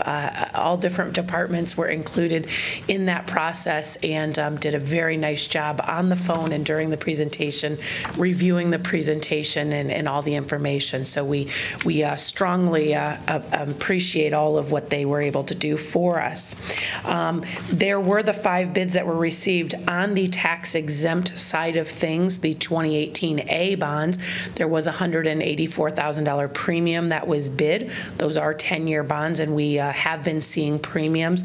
Those interest rates are 3% all the way down, and again, to get down to that 2.59%, they're going to pay you money up front to do that. That is something that we've been seeing for a number of years. Just a little recap, last year, your interest rate on your tax-exempt bonds was about 1.98%. We have seen the market make some adjustments since that time last year of about 85 basis points, not only from the Federal Reserve moving on short-term interest rates, but also with the inclusion and the approval of tax reform, we saw an immediate jump in the municipal market. So we're very happy to say that we really didn't absorb the 85 basis points, and we really are looking at about a 60 basis point difference between last year and this year's bond sale. So that would be our tax exempt. Our taxable issue is $3,100,000, and this is your item number 14 that you'll be taking action on. This is, we are recommending that you would sell then this to Northland Securities of Minneapolis, Minnesota at a true interest rate of 2.5944%. There were 8 bids for the taxable. The taxable was only 2 years long, and so we're pretty sure that's why we saw a great number of bids on the taxable side. 2 years, they're not having to invest their money very long. They know they're going to get a decent return out of it. Those interest rates were a 2.35 in 2019 and a 2.6 in 2020. So there was no premium paid for the taxable, and we were told late in the today that the taxable series, even though it was bought by Northland Securities, you do have a local bank here in the Iowa City area that is going to be taking all of this off of Northland Securities' hands. So we do like to see that as well. Are there any questions this evening?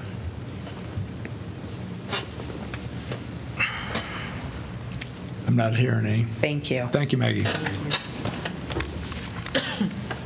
All right, we have a motion on the floor. Discussion?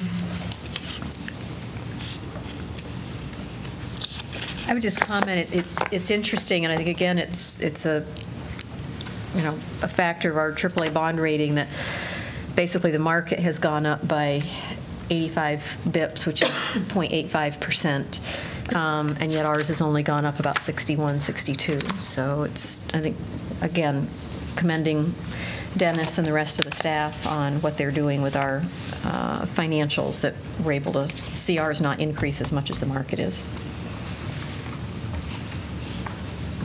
Further discussion? Thanks for your help, Maggie. Dennis, good to see you. Thanks for your good work. Roll call, please. Cole? Yes. Mims? Yes. Salee? Yes. Taylor? Yes. Thomas? Yes. Throgmorton? Yes? Botchway? Yes. Motion carries 7-0. Item 14, 2018B bond resolution. This is a resolution directing sale of $3.1 million, amount subject to change, taxable general obligation bonds, Series 2018B. Could I have a motion to approve? Move. Second. Sorry, who? Mosley. Moss. Moved by Soe, seconded by Botchway. Discussion? Hearing none, roll call, please. Mims? Yes. Salee? Salee. Yes. Taylor? Yes. Thomas? Yes. Throgmorton? Yes? Botchway? Yes. Cole? Motion. Yes. Motion carries 7-0. Item 15, establish TIF district. This is an ordinance providing that general property taxes levied and collected each year on all property located within the 2017 amended Riverside Drive urban renewal area in the city of Iowa City, county of Johnson, state of Iowa, by and for the benefit of the state of Iowa, city of Iowa City, county of Johnson, Iowa City Community School District, and other taxing districts, be paid to a special fund for payment of principal and interest on loans, rebates, grants, monies advanced to and indebtedness, including bonds issued or to be issued incurred by said city in connection with the Riverside Drive Urban Renewal Plan. Move adoption. Second. This is, moved by Sims. Sorry. Getting a little Sims. That's right. Sims. I've been called worse.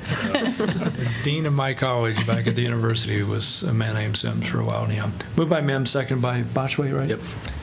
Discussion? Hearing none, roll call, please. Salee? Yes. Taylor? Yes. Thomas? Yes. Throgmorton? Yes? Botchway? Yes. Cole? Yes. Mims? Yes. Motion carries 7-0.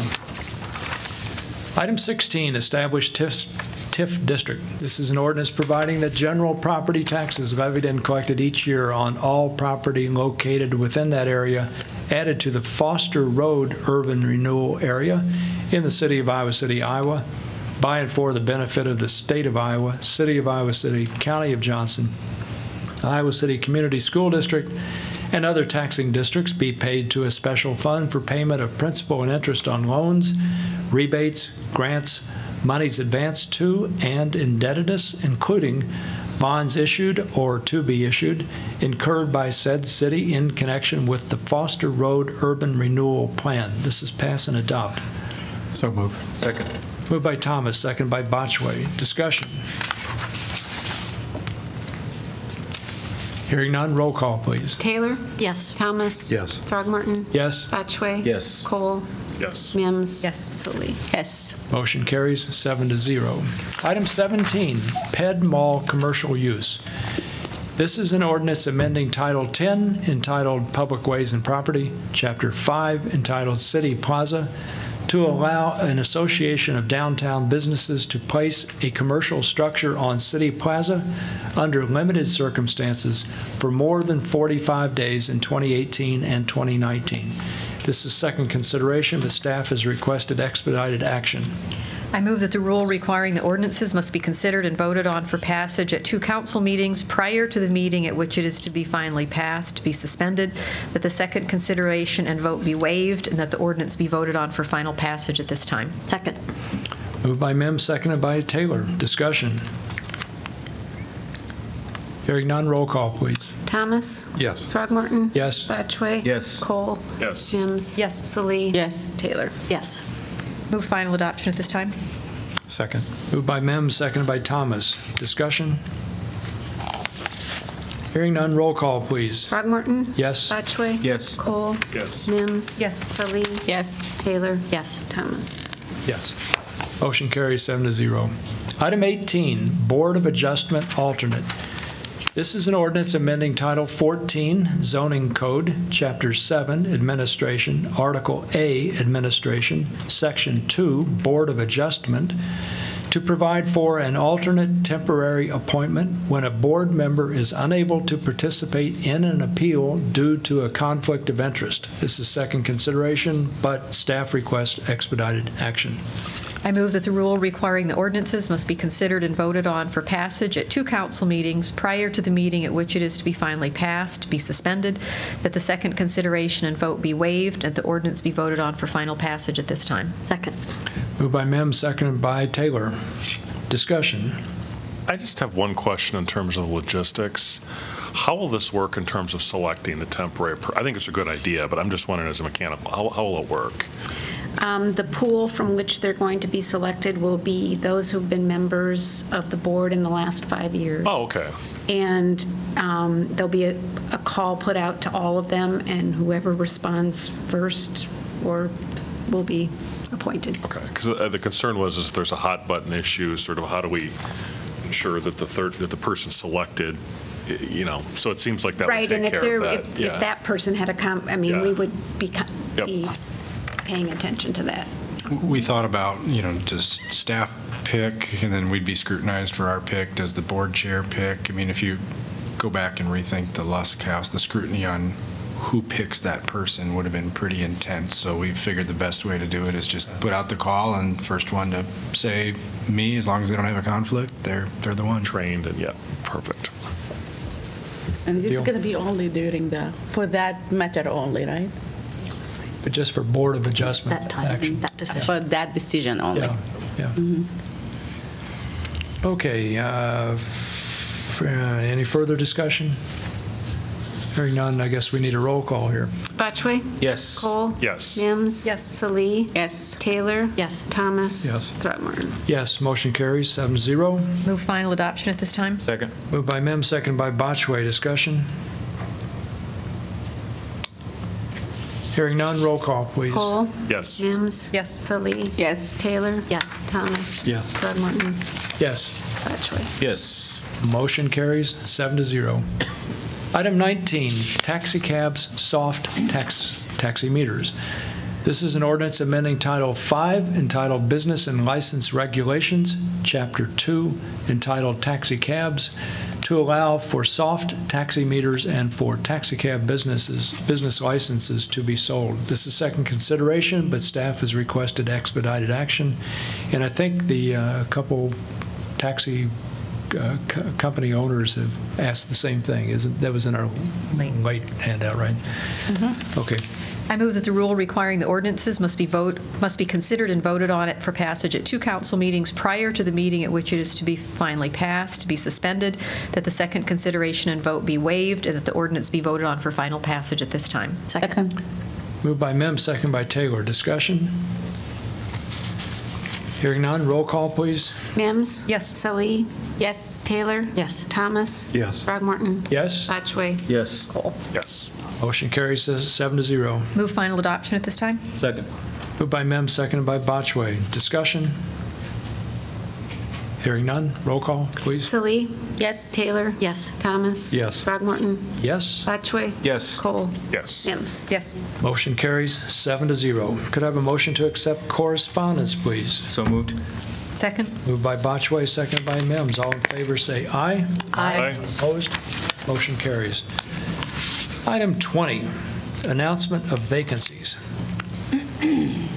Applicants must reside in Iowa City and be 18 years of age unless specific qualifications are stated.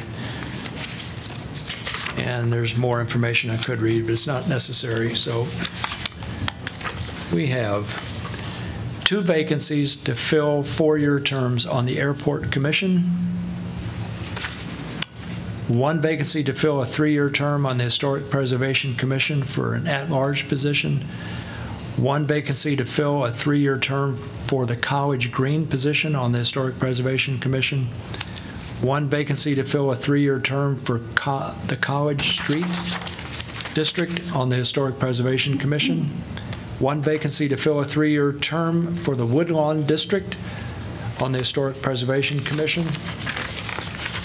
3 vacancies to fill 3-year terms on the Housing and Community Development Commission, 1 vacancy to fill an unexpired term upon appointment to the Human Rights Commission, 2 vacancies to fill 5-year terms on the Planning and Zoning Commission, and 2 vacancies to fill 3-year terms on the Telecommunications Commission. Applications for these positions must be received by 5 p.m. Tuesday, May 8, 2018.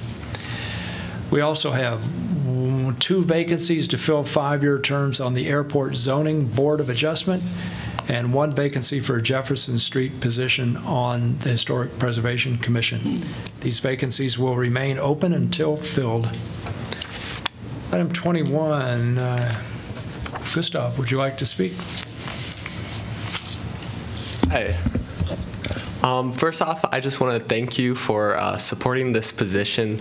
That it is great to have students' voices on the table, and this relationship with the city and University of Students has been a pretty good one, I believe a collaborative one. Whether it's looking at recently the unit lock ordinance or the apartment recycling, that these are issues that are community-wide, that affect students and the community, and that just continuing with these formal and informal relations truly go a long way. So that being said, I'm excited to be the city liaison for the next year. I'm excited to work with you all. And I would like to introduce Oisin Wu, who will be the deputy city liaison. Hello, everyone. As Gustav mentioned earlier, I'm Oisin Wu. I'm a second-year student majoring in public health at the University of Iowa from Cedar Rapids, and I'll be taking over the position as deputy city liaison. So I am excited to start getting to work here. Super. It's great to have you here, Austin. Thank you. We go through a lot of unfamiliar topics on this council, so it's an eye-opener, I think.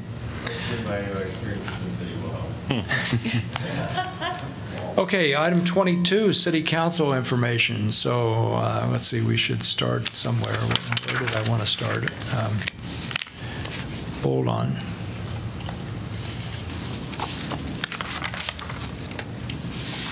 Could we start with Pauline and move to the right?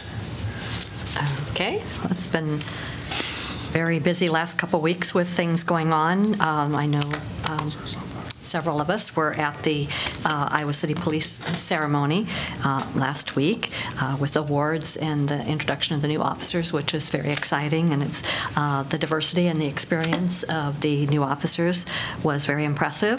It was always great to see their families there. The one young man, his mother, looked so proud, beaming, and we drew them from University Heights and West Liberty, and I was impressed that the young lady's former chief from West Liberty was present, so that spoke highly of her and what he'd felt about her.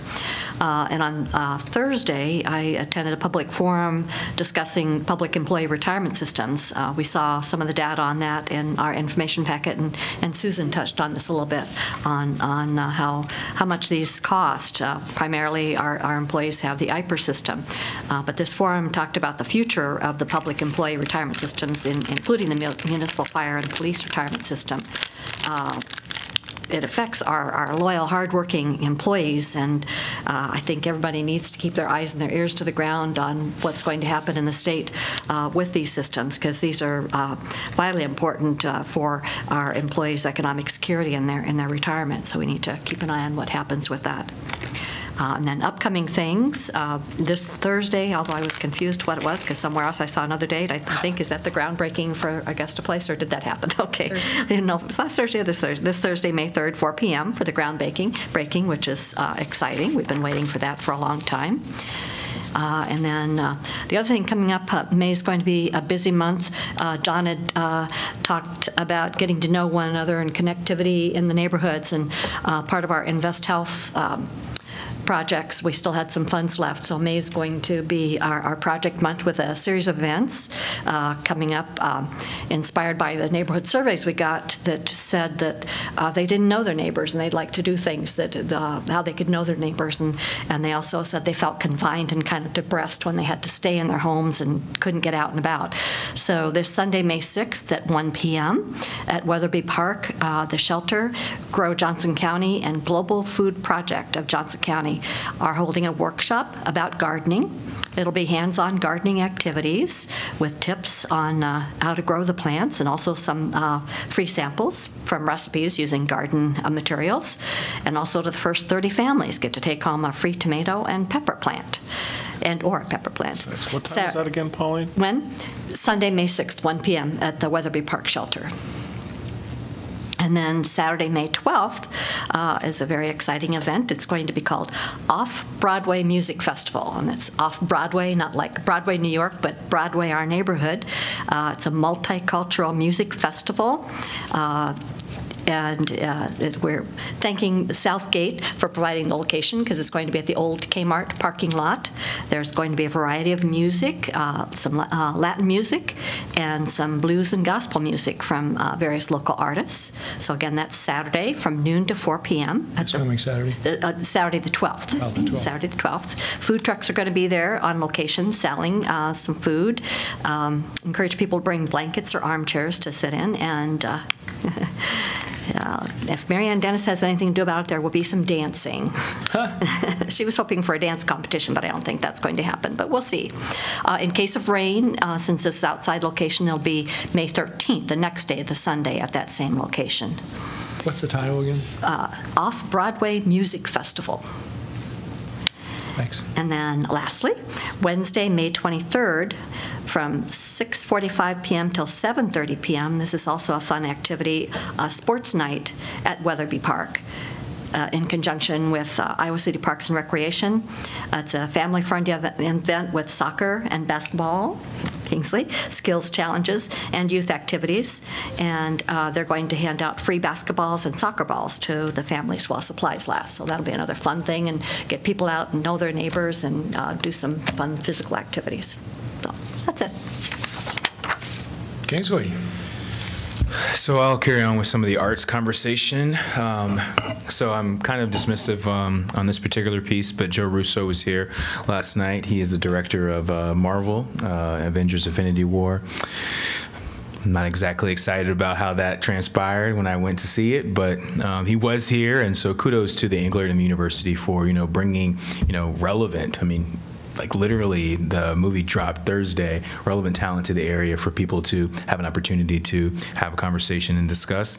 I want to shout out to Simeon Talley and everybody else that works with him, the city, multiple organizations. Flyover Fashion Fest, or Flyover Fest, was amazing. I didn't have an opportunity to go to all the events, but just the fact that it was in different places, one was in a library that I didn't even know about that I was able to go to, and was speaking about one of our PhD, or one of our doctors who's able to provide reading to in Jordan and do some amazing programs around that. And Hannah Bleacher, who is the production designer of Black Panther, Creed, a lot of different movies, was here. I was only able to stay for a little bit because my son was with me, but I thought it was just an amazing opportunity to hear from her, at least a little bit that I heard around, finding your niche, and going full blast, being able to work with something that you clearly have skills heels on and just kind of finding that way. I thought it was awesome to that extent. Another thing is the Englert, May 10th. Jay Farrow is a Saturday Night Live actor that gets a lot of acclaim. He's a comedian. I don't know, it may be a little bit raunchier for the family-friendly crowd, but I'm excited about it because, again, I think it's bringing some talent to the area that, you get it, Chicago, New York, and some of the other places. So, again, kudos to the Englert, Katie, Andre, whoever. And last but not least, Farmers Market tomorrow, right? Woo. So, 'tis the season. I'm ready for it. Okay, for me, I don't have a lot to board, but I guess I enjoyed the police ceremony. This is my first time, and I really like the diversity that we have in selecting police. This was great for me, and I guess the event itself was really good. To see like the family supporting, the new employees, and also in the same day, I guess, I went to the annual volunteer recognition for the library. That was really awesome. For me, like just sitting there and hearing the history of the library, the old one, and how they moved their books from the first one to the new one, and all has been done by volunteer. That was really amazing. And the amount of the volunteer and the amount of the hours they put in on our library, oh my God, that's huge. Was really exciting to see our community helping like our library like this. And on, I guess, Saturday the 5th, I will be speaking, welcoming the people for the city program, like how to open your business at Kirkwood Community College. And that's the one that's coming up. Yeah. Great event. Yeah, Saturday. Yeah, thanks. I don't have a ton of events to update on. I do want to call out, though, Invest Health, Pauline. It's really awesome to see it. I know you guys have been putting in a ton of hard work, over this past year, doing the various traveling and doing a lot of programming. But to see it now manifest and bear fruit, and I know there's other projects that you're working on with the project for the Off-Broadway. I think that's really terrific. I think the second thing is I'm going to be covering for Jim up here for an opening here in a week or two. I think we should exchange events that we can't make it to during this process, so just sort of keep an open mind as far as that goes. If you get a little bit stacked up with your schedule, you got 6 other counselors to help out with, and so I really encourage one another to come ready to also share those other events that we can't maybe make it to as far as that goes. But great work, Pauline and Tracy and everyone that was involved with that. Okay, on the spirit of neighborhood cohesion, I wanted to report back to you all on the dunk tank experience. Oh my gosh! I can't believe I forgot about that. The Horace Mann Carnival. Can we do it again, John? Is there another Sure, they do it every year, okay. and so my. How about next week? I will tell you that I think if your strategy is to not get dunked, the best approach is to start. Go first, because these folks haven't warmed up yet. And who went first? I went first. To go last next time. And so Jim followed, and Jim got hammered. He dropped 3 times, I think. So anyway, that was a lot of fun, and it was a huge success, and it was good to see the family of man, as I sometimes call it, attending that. And tomorrow at 9:30, I have the adaptation plan for Terry Trueblood. This is with the university students, will be held at the IMU room in the Royal Union at 9:30, room 343. So that should be kind of interesting to see what they come up with. Yep. I forgot that. A few things, try and make it quick. Went to the Civic Diplomacy Dinner. This is the Committee for International Visitors to Iowa City. Simon Estes was the keynote speaker. He was absolutely fantastic. It was kind of an informal speech. It was really about his life and his history, and just a very, very compelling speech and sharing that he did that evening. So it was very nice. Went to the the Community Police Review Board Forum, I think it was last week. Would again like to commend Chief Matherly. He always does a great job at these, and I think that new face with the police department has been very positively received by members of our community. I think he does a great job in those. Jim and Kingsley and I met with some people from Kirkwood and 2 or 3 other individuals from Refugee Alliance. Refugee Alliance, just talking about the need for more classes for adult English language learners. So just starting conversation in terms of what can and needs to be done there. Again, both Pauline and Mazahir mentioned the police department. I just want a couple of things. There were 4 new hires. 2 of the 4 were people of color. 1 was a minority female. I think it really speaks volumes for the fact that we are getting a much more diverse and qualified diverse applicant pool than we have ever had before. This comes under civil service rules in the state of Iowa. They are very stringent. It's not easy to make an exceptional effort to hire diverse people when you have civil service rules. The way you have to get them is you have to get them to apply, very qualified, diverse people to apply. And that is starting to happen more and more, that our applicant pool is much more diverse than it has ever been in the past. So that was fantastic. We had a promotion, but also the awards. It's Dick Lee's family is always here for the award, remembering him, and then there's a couple of others, Officer of the Year, et cetera. And I think people really appreciate that. I think they always appreciate having council members and other staff there. And I think this may be the first time that they have combined a new hire ceremony with a promotion with the annual awards. And let me tell you, it was a packed house in here, and so it was really great to see. John mentioned the thing tomorrow morning with the students. Looking forward to that on the Terry Trueblood. Friday morning, Merge is celebrating its 1-year birthday at 8 a.m. So encourage people, if they have a chance, to stop in at Merge on Friday morning.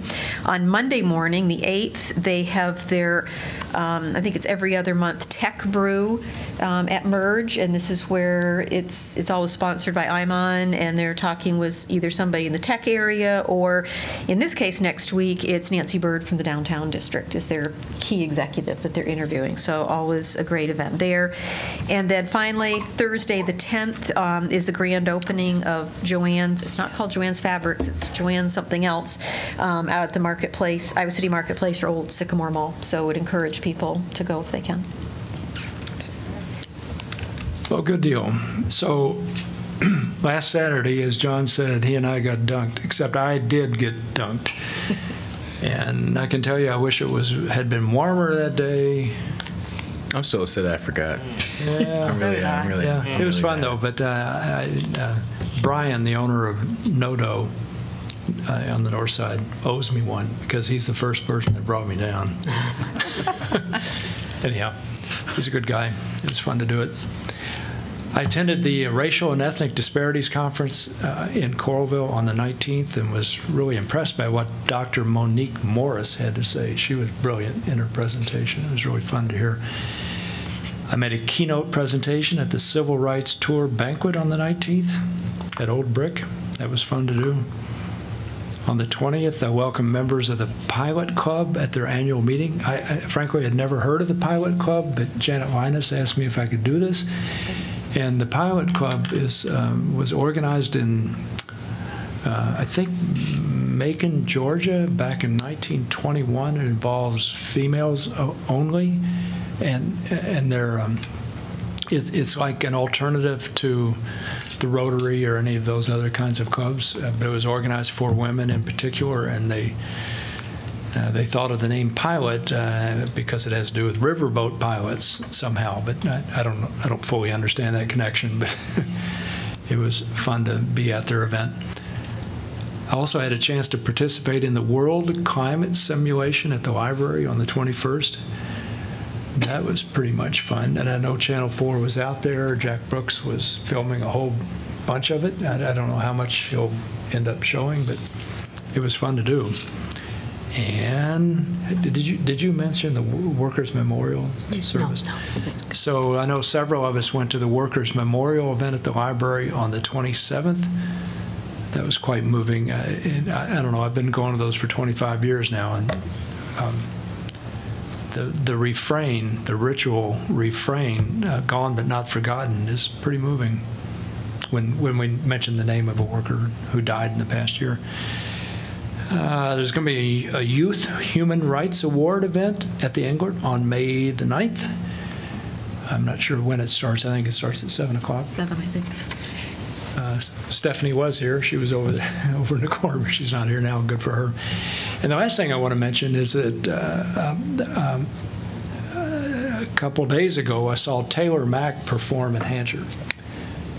How many of you have ever heard of Taylor Mack? I see John nodding. Okay.